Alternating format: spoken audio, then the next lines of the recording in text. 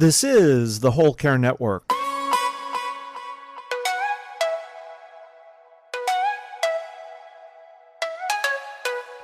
Helping you tell your story one podcast at a time. The following Care Lab podcast does not provide health or medical advice. All content is provided for information purposes only.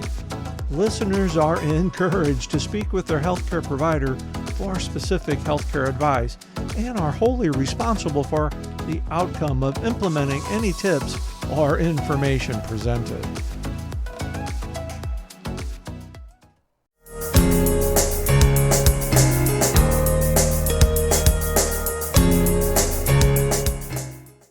Hello, everyone. Welcome to Care Lab.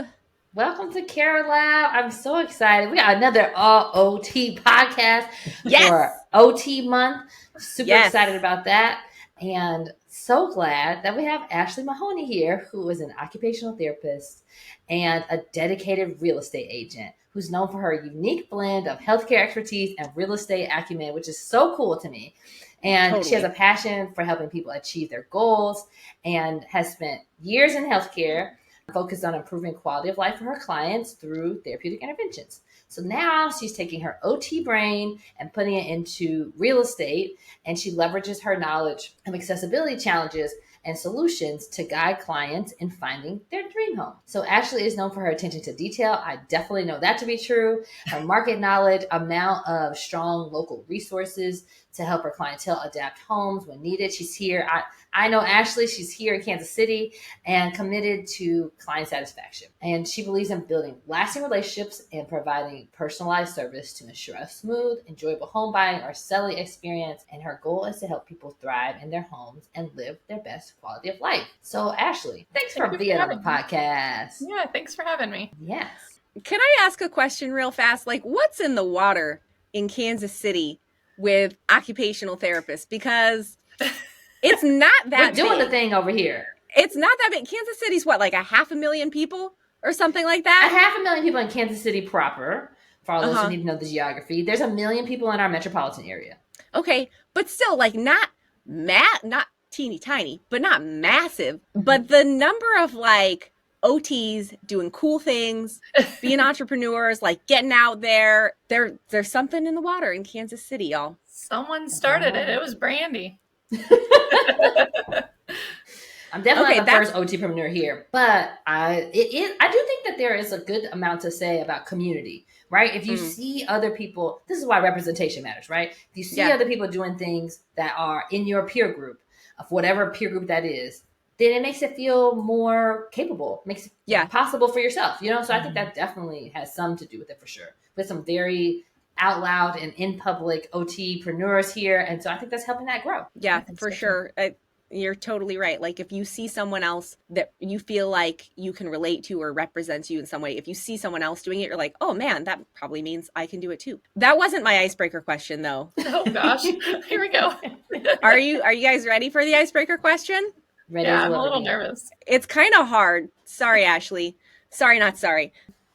So I want to know something that has been transformative in your life, some kind of event or something that you did or whatever that's been transformative in your life in a positive way that like moved you in a positive direction. Yeah. Oh gosh, I don't know. I guess I could kind of say that being a single mom for so many years gave me a different perspective on life. I was a single mom technically for 9 years before I got married in August. And so I did the whole COVID thing, on my own and partial homeschooling on my own. And so now that I'm in a place and I'm a constant reflector on like life and, my life and our family's life and everyone, and I think that now that I'm in this part of my life with a husband who's very helpful and all the resources, that I didn't have before, I think that just gives me an even more positive outlook on things now, that I overcame so much and didn't even realize it was hard when I was doing it. But looking back now, I'm like, oh gosh, I don't know how I did it, And so I'm just super thankful all the time. I think working in healthcare kind of does that to me too,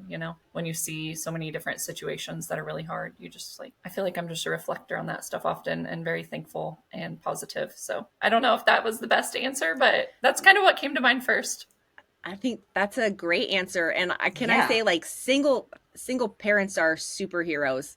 and like my personal heroes, knowing how hard it is with a partner to raise kids and do all the things. Like I don't know how that gets done as a single parent. So hats off to you. You're my personal hero for that. I always tell people when they're like, I don't know how you do it. I'm like, you either do it or you die. Like you don't have an option. You either survive or you don't survive.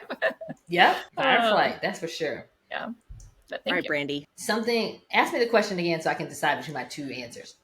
Something that, like an event or something that you've done that has been transformative in your life in a positive way. Okay, I'm going to go with this. So since it's OT month, I'm going to say, you know, how the analogy and like the real life thing is, if you throw a pebble into the lake, you get ripples that go for a long ways. And a pebble that was thrown into my life was somebody came to my freshman biology class and talked about health careers to my predominantly Black high school. And now as a grown up, I look back and say, oh, this was some kind of intentional program that somebody did in order to get more Black kids into healthcare. And it worked because they gave us this list and it had all these health careers in order of their salary. And at the time I had been directed from physician to physical therapist. So I was kind of in that mindset, and I found physical therapists on the list. And then above it was occupational therapy, because supposedly we get paid more. I don't know that played out. However, and that's what it doesn't feel like it, but okay. Right.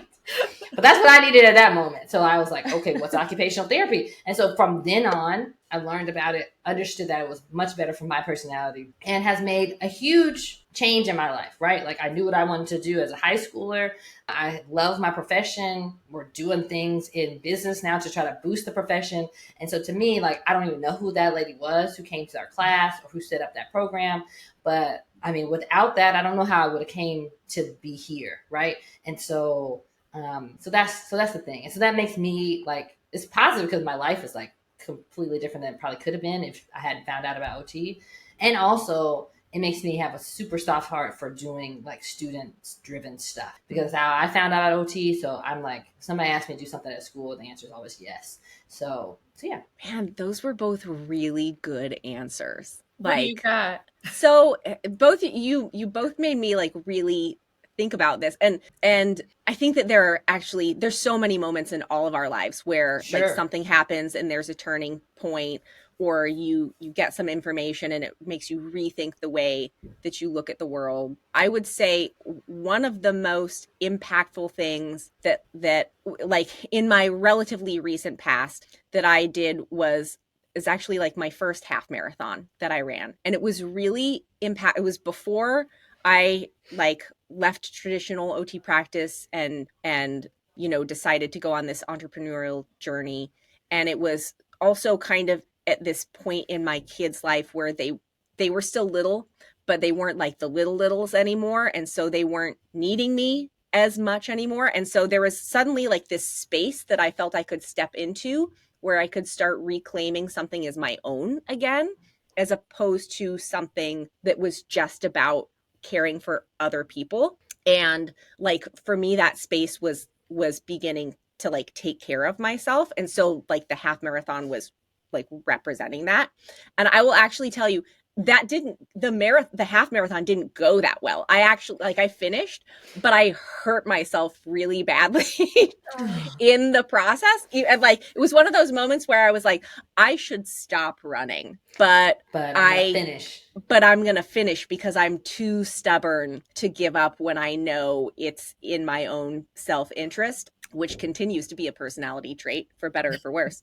But I think that I learned so much from that. Like it was this process of kind of reclaiming something that was just for me and reclaiming myself. And even though it didn't go as well as I wanted it to, it gave me so much confidence that like I could do hard things, and that if it didn't work, I was going to be okay. And I think that we know these things from experience that happen in our lives. But for me, that was a moment that really solidified it for me. Like I can do hard things. If it doesn't work, I can be okay and I can get up and keep going again. And if you listen to the podcast, you know that I'm actively still a runner today. I run a lot. I've done multiple half marathons since that time very successfully. And so that was, I think, a moment that was really transformative in the way that I thought about myself and how I proceed through my life too. That's awesome. I love that. I didn't realize you've ran a half marathon. That's very impressive. You know what? Here's the thing. Here's a little secret. Actually, probably almost anyone can run a half marathon. It's not as far as, it's far. It's not as far as you think it in. Here's the trick. You go very slow. If you go slow enough, you can go really far. And you got to train up. It's not like you shouldn't hop up tomorrow and try to run a half marathon, but it's more within reach than you think it is. Like many things, it's more within reach than you think it is. I've never done a full marathon because I don't have time for that. I'm too slow. I'm serious. I was just about to ask you, are you going to do a full marathon? Someday when I have more time, more time to train because I'm too slow. You got to run longer. Yeah. I got to run longer because I'm really slow. So it takes me forever to train for these things. So half has to be my cutoff for right now. Gotcha. But someday I'd love to do a full someday. Yeah. That's impressive. I love that. And the other thing that I think is really important is that I don't think we always think about how our built environment impacts our lives positively or negatively. And so the first time I ever heard of an OT also becoming a realtor, I was like, oh, I never thought of that, but that makes total sense. Yep. So Ashley, tell us a little bit about what made you decide to pivot your career into this direction. Absolutely. Like you said, it makes total sense. But if people don't know what we do in the, beginning of our career, maybe it wouldn't make as much sense. Yeah. But I worked in a level 1 trauma center in the middle of Kansas City. So I saw the worst of the worst. I saw the acute, right when they came in the ICU from a stroke all the way to the rehab side. I got the luxury of being able to do both sides, inpatient and rehab all the way through, and saw a lot of folks not be able to make it back to their homes. So that was earlier on in my first chunk of my career. Was just seeing impossible situations for split level homes, someone who can't weight bear for 16 weeks and crazy things like that. And it's what do? You hope that you have family in town or someone that can help you. Otherwise you go to a facility and then, you know how that goes. So once I became more on the entrepreneur side, I got into marketing about 7 years ago for therapy still, and helping build programs in the community and things like that, and learned about a ton of resources I honestly wish I knew about.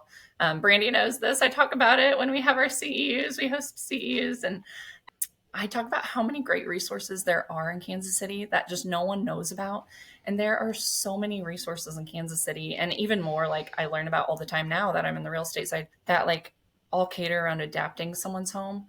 But there are just still those situations where adapting is not an option. And I had a realtor friend who's a broker now, and she's my broker in the community, and she worked in the medical field. So she understands, and she helps people, with aging in place and finding assisted living if they need that option, and selling their homes and things like that. And she helped me realize there is a place for me in the real estate side of, the world. And I kind of was able to think about it and mesh how OT and that can help, because, realtors, there's tons of different realtors. It's not horribly hard to, become a realtor. You don't have to go through school or anything like that. Hey there, it's Amelia. Listen, I am so thrilled to have a great resource like Ask Sammy as part of the Care Lab team. And here's why. It's a game changer for aging in place because it makes it so simple. All you do is ask. Just type in your question or even tell Sammy what the problem is and get tailored solutions. Everything from innovative adaptive equipment to comprehensive resources. It's a great way to become more empowered, to live more independently, and to live with greater confidence. And my favorite thing about how Ask Sammy works is it's deeply rooted in dignity and practicality.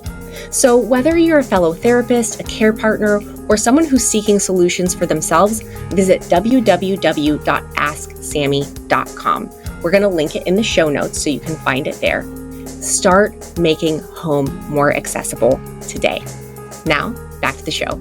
There's some that just don't care about these things that I've seen in a different light as an occupational therapist working with this population, and that won't take time to spend with, people who are trying to downsize. I've done so many open houses where I've seen people come in to downsize their home in this multi-story home with no shower or bedroom on the main level. And I'm like, who's representing you? Who's let you come to this today? You're 72 years old and you're coming here where there's laundry in the basement and only bedrooms and baths upstairs. Like, who let you come here, you know? So I feel like if I can be more of an advocate and a resource and, you know, guide even a chunk of people, you know, I can't help everyone, but even that little chunk of people whose quality of life I can improve still with my OT heart. That's kind of how I ended up getting into this. I love everything about what you said, but I love the idea of occupational therapists in real estate, like in this particular niche, because you're right. Sometimes we can adapt the heck out of something and make it work. Sometimes we can't. Sometimes that's just not the easiest or most financially viable option for people. Sometimes it does make more sense to move. And so having someone who can still see all those futures and understand how all the pieces get put together and combine that with the really important knowledge that a real estate professional has, I think is incredibly valuable in these situations. What do you think is the most important thing for people to look for if they're looking for a real estate agent and they're needing help with accessibility issues, downsizing, things like that? Absolutely. There's a whole list of things. I actually wrote them down so I wouldn't forget anything because I'm very passionate about this piece. But the first thing they need to know is when they're looking to do these things, they need to interview multiple real estate agents. And they need to look at, I think bigger brokerages are fine, but smaller ones sometimes will cater more because they have the ability to. So even looking into smaller real estate brokerages and calling and finding, you know, do you have anyone on staff who is a senior real estate specialist? Because that is an actual, like, just like we're OTs and we can become hand therapists or whatever we specialize in. That's something that as a realtor we can specialize in, is being a senior real estate specialist. Or I think it's very rare to find OTs, but I would even ask for someone with a medical background, since we're talking about all over the place. You know, in St. Louis, there's an OT that has, you know, taken off, and I think there are many OTs under her that are real estate agents. And then in Kansas City, I'm the only one I know of. But there might be someone else out there that I just haven't run into yet. But I would ask around and look for someone who has some kind of medical background in the past life, because a lot of people get out of things and get into things. Or I would ask for someone who's a senior real estate specialist, and I would ask to talk to multiples. And depending on, you know, the scenario, like I have some folks who are trying to age in place, and then I have some folks who are younger and have neurological diseases that are, you know, going to end up leading them to a power chair in the near future. So I don't think it matters if you're a senior or not, but asking for that, and then finding out, depending on your situation, if you're, you know, not as tech savvy, I would want to know and ask them, like, how are you going to show me options for these houses? Like, you and I, we can get on an app and we can look and scroll and find our houses or get on the computer. But sometimes people like my parents who are just barely 60, they probably aren't going to do as well, you know, getting on a computer and trying to figure out the email and open links and look at different houses. So I would want to know, can you come to my house and show me houses on your computer? I mean, you got to think about like what's out there, or are you just going to bring me to random houses that I haven't even approved? And if you're okay with that, then that's fine. I would want to know, how do I sign things with you? I wouldn't sign anything with anyone on day one unless you know for sure that's the one. But I would look at options and I would know, how do I sign things with you? Are you going to send me things to my email that I'm not good at opening and figuring out and clicking things that I'm going to be confused about and need a loved one here with me? Or are you going to bring them to my house and print them and like help me, you know, go through this document so that I understand everything? So I think those are huge things to kind of look at. I would want to know, you know, what kind of resources will you find me? Do you have lenders that help, you know, people like me and my specific population? Do you have, you know, different resources in the community? And if someone's not even willing to go find them for you, then that might be a red flag that they might not be willing to do things in the future. And I would just make sure that you ask all the questions, because there are never stupid questions. And home buying is the biggest purchase of your life. So, and if you're going to be aging there and this is your long term, then it's really important to know that you know everything and you're not confused about even one little subject that you feel stupid asking about. So I would say those are the biggest things. I think I hit everything on my list. I love that too, because First of all, you went through all attention to detail, all the details. Like I bought a house before, and so yes, I'm on their app and the MLS app and clicking and not thinking nothing about it, signing on DocuSign, not thinking anything about it. But like that could be a foreign concept to somebody, and to not have it's already challenging to like find the house that works for you and then like want it and move there and love it, but to add additional complexities because of technology or whatever else is going on is something that sometimes we take for granted, I think. And so knowing that you can ask those questions up front, I think is super important. You also mentioned that will the realtor have access to lenders that work with people in my situation? And so I wonder if you can like expand on that. Because I think everybody knows that you probably need, if you don't have cash for this house, you're going to need a mortgage, you're going to work with a lender. It's what it is, what it is. But you're highlighting that specifically. So tell us a little bit more why. Absolutely. That's huge. I feel like having a good lender, if you can't buy with cash, and a good real estate agent, particularly that can work together, but just good on both sides who will be willing to answer questions, is huge. Because if you do not have cash to buy a home outright and you have to go through a lender, you have to go through a lender really before you go see a house. You should have a pre-approval letter before you go see houses.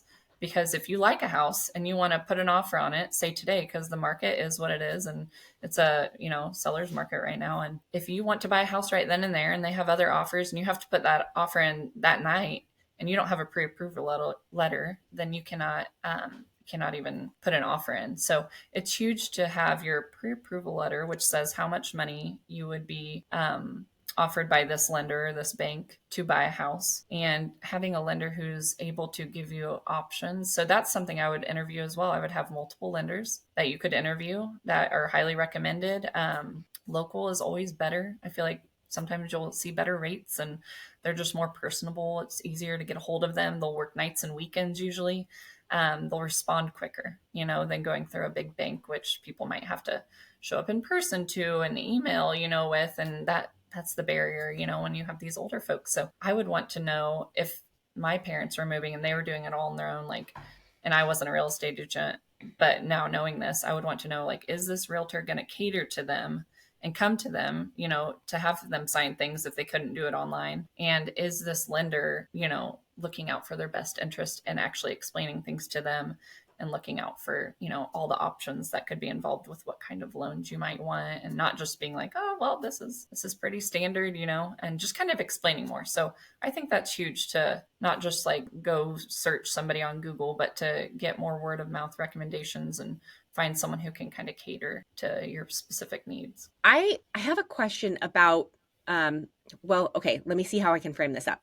So I think one of the most valuable things about having someone like an occupational therapist who is also your realtor is probably the fact that if you have an accessibility issue, like Ashley, you have the ability to pre-screen homes for someone and say, yes, this is going to be good, or no, this is going to be too big of a problem. And so you're saving people a ton of time and heartache just by filtering out the things that are absolutely not going to work to begin with. Okay. But then there's also this side where it's also probably relatively rare to go into any home and have it be absolutely perfect for someone's needs. And so can you talk a little bit about situations where you help someone, they found the house, this is going to be the best fit, they love the house, but then you might also need to talk them through, okay, here are some particular modifications that you might need to think about. These are things that not anyone can do, but you can do. Can you talk a little bit about that?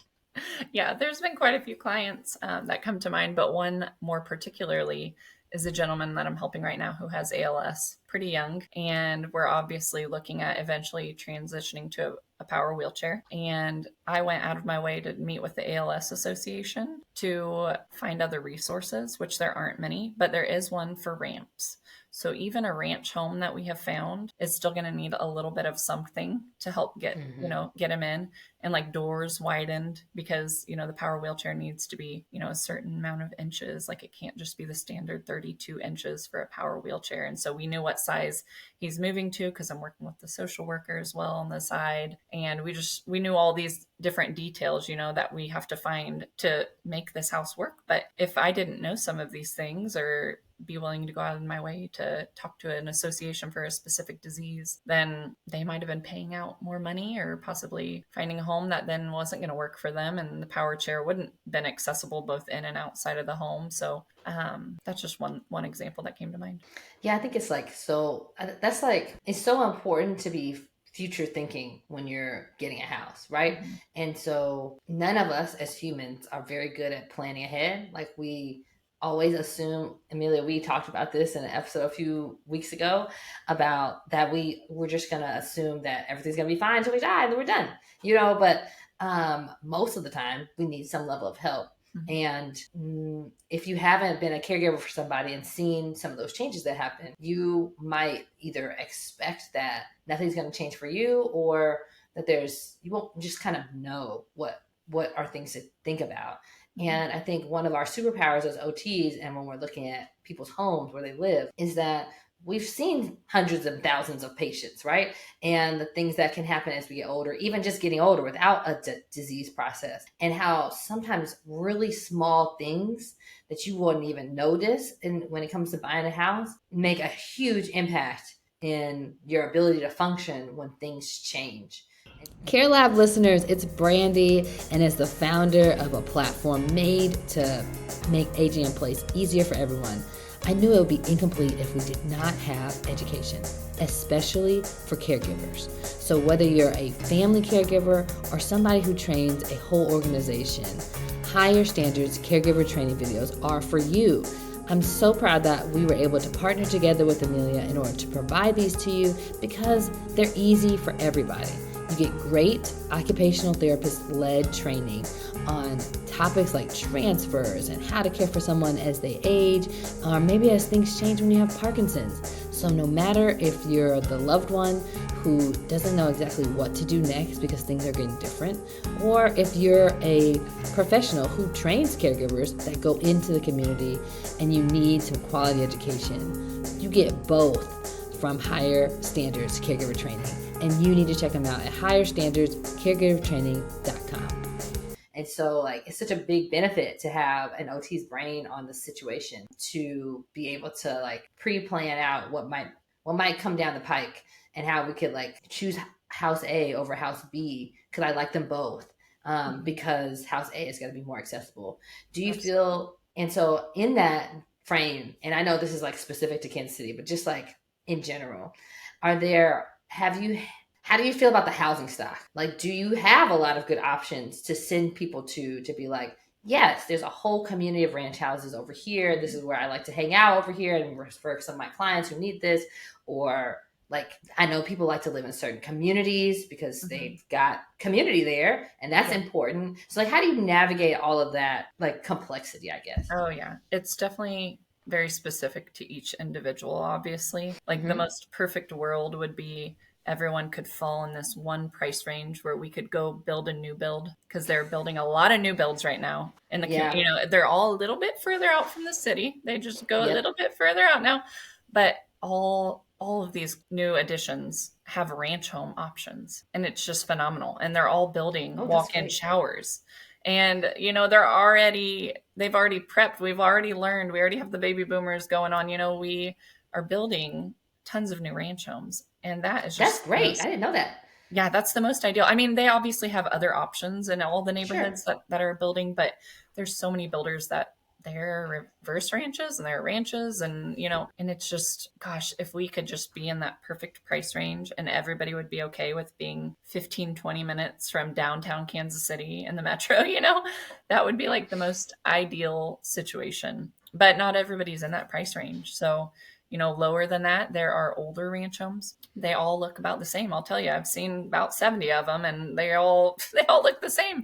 There's this one client who I was talking about that falls in this price range, and we've been looking at these ranch homes, and they're all older. They're all close to, just right under 100 years old. They all have the same structure, the same similar issues. You can get in the front. You usually can't get out the back because it's usually down in the basement.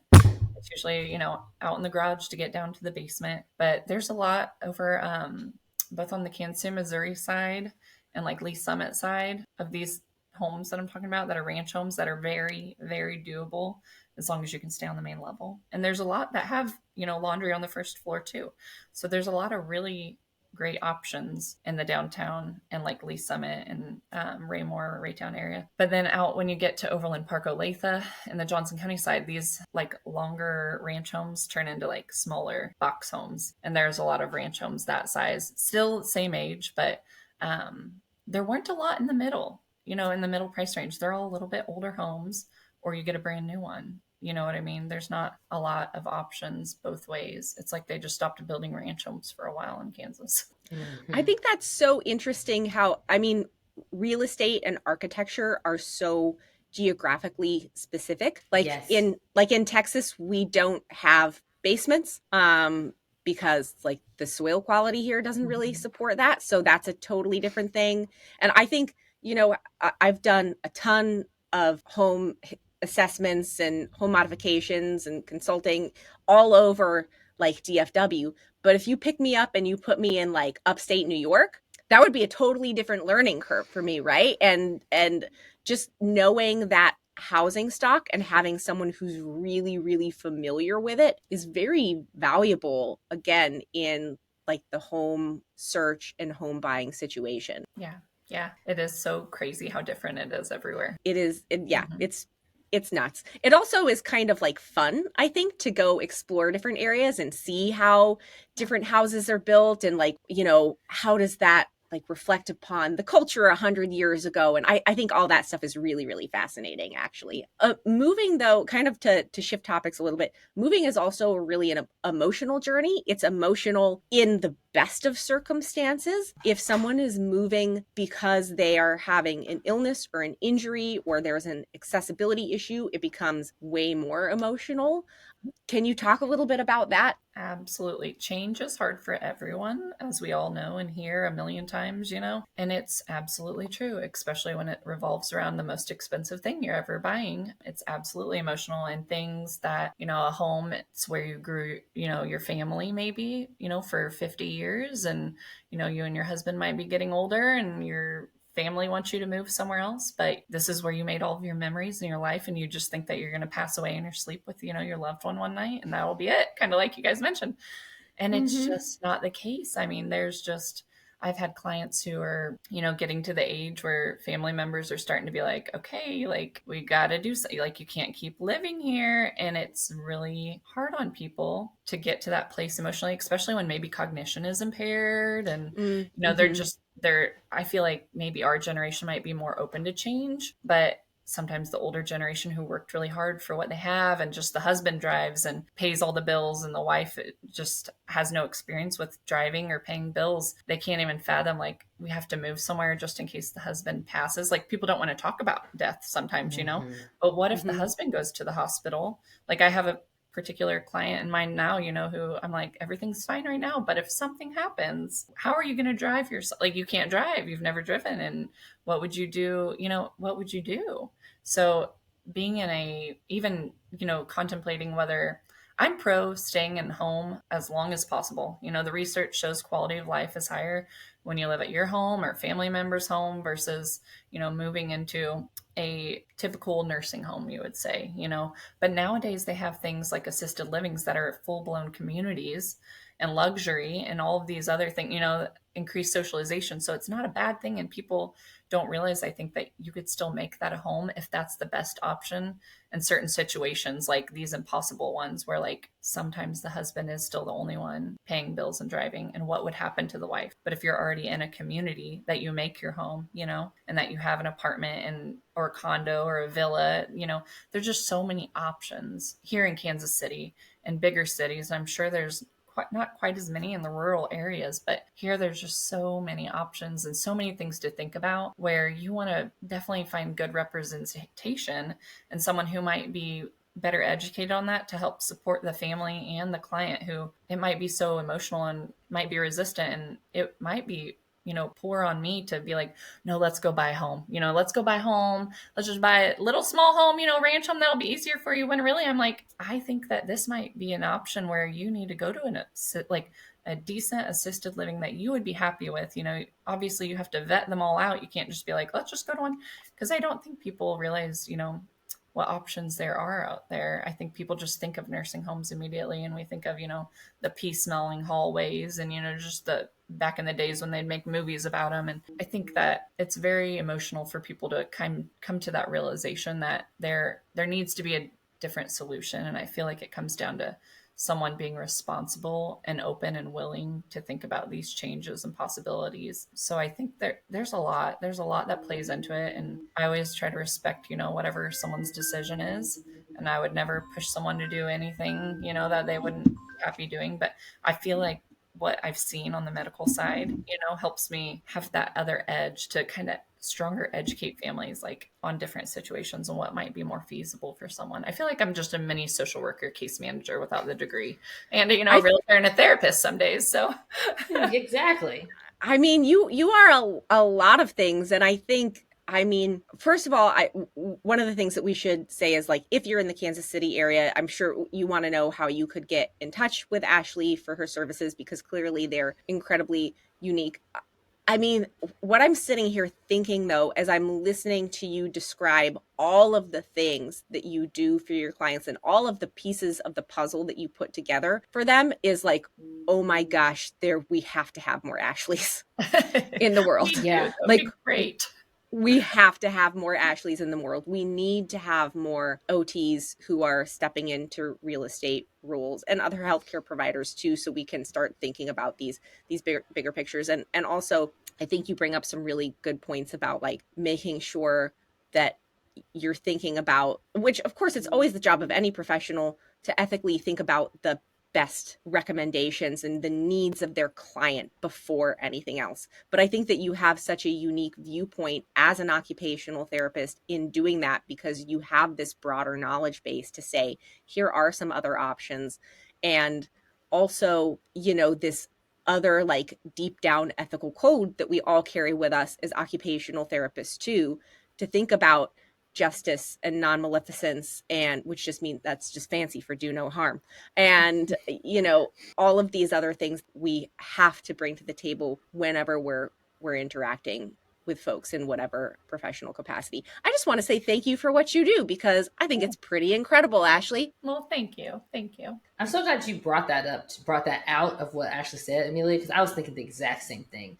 In terms of finances, it's a fiduciary, right? Like, you want to work with a financial advisor who's a fiduciary, because they're ethically bound to help you first before helping themselves. And it's part of our ethics code as occupational therapists. And so I'm not saying that if you end up with a realtor who is not a clinician, that they're not going to help you well. But when you have a broader base of knowledge about all the options, then it just gives you better information to make better decisions, right? For now and for the future. And so I think that's just, like, really important to be considering, because they might push you towards a ranch home. And like you said, like, that there's also alternative options that are not necessarily that. And you as the buyer should be able to, like, have all the options on the table so you can make the best decision.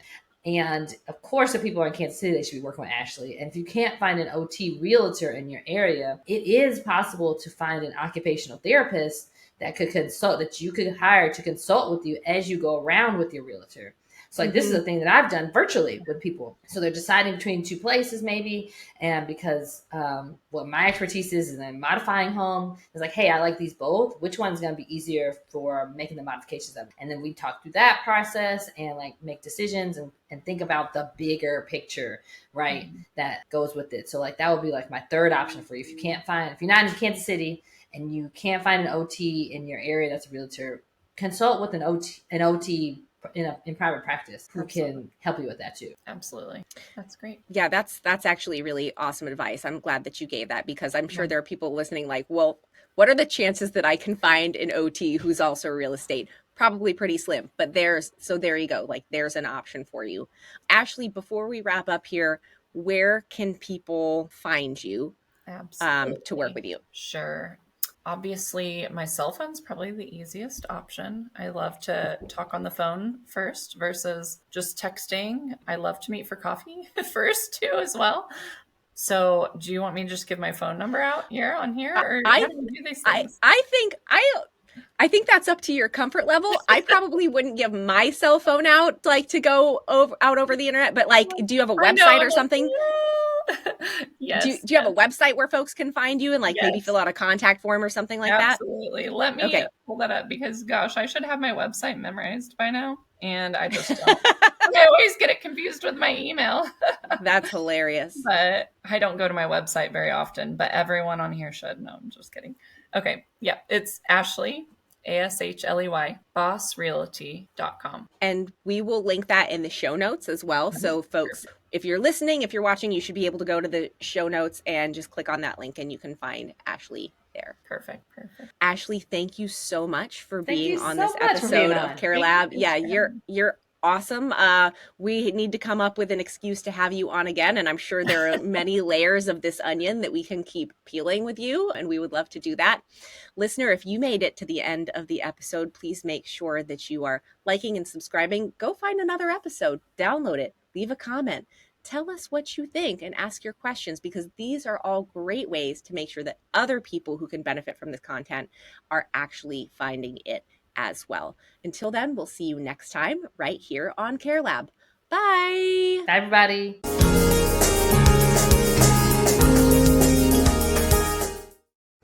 This is the Whole Care Network.